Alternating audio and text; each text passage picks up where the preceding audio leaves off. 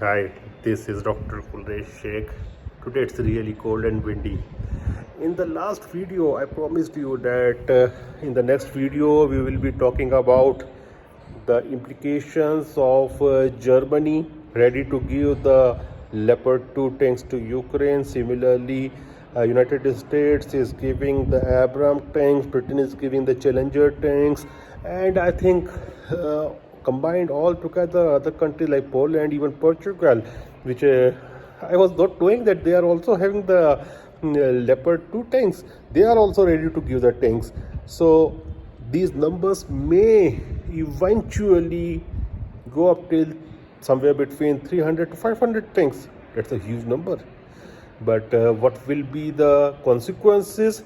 Definitely, this will lead to an escalation of war, and it will lead Russia to attack more even on the citizens of Ukraine.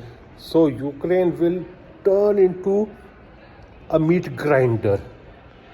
That is the worst part of it, and Russia may also showcase some of its more potent and modern weapon.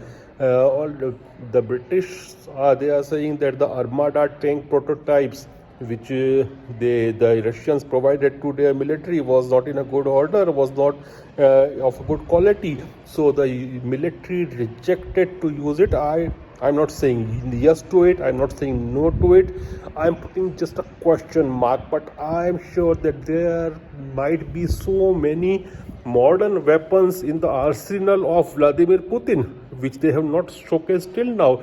But since NATO has started giving the top line modern weaponry now, and right now if you look at the war and you look in the regions where the war is there, these are the plains, and these locations, these geographical locations are really ideal for the tank warfare.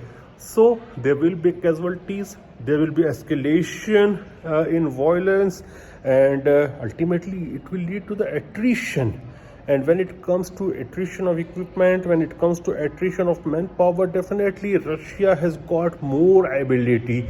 I think what they are working upon right now, the NATO wants that this should be the last war of Russia, at least in conservative terms. I'm not talking about the nukes and other modern stuff like electromagnetic warfare or cyber warfare. I'm not talking on all those things. I am talking about the traditional warfare, and I think the NATO and US want that this should be the last traditional type of warfare fought by the Russian army, because they are already losing the population. Already they are low with the young population. Demographic condition in Russia is not very good. We are seeing the Chechens are fighting, because I think the Chechens and the Tataris, their number is better compared to those of Russians and Slav people.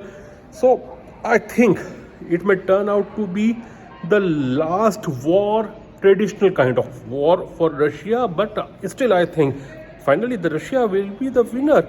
And how they can win the war and what can be the final outcomes, we are going to discuss it in some of our next videos. So this will definitely lead to escalation in war. Let's see how it goes.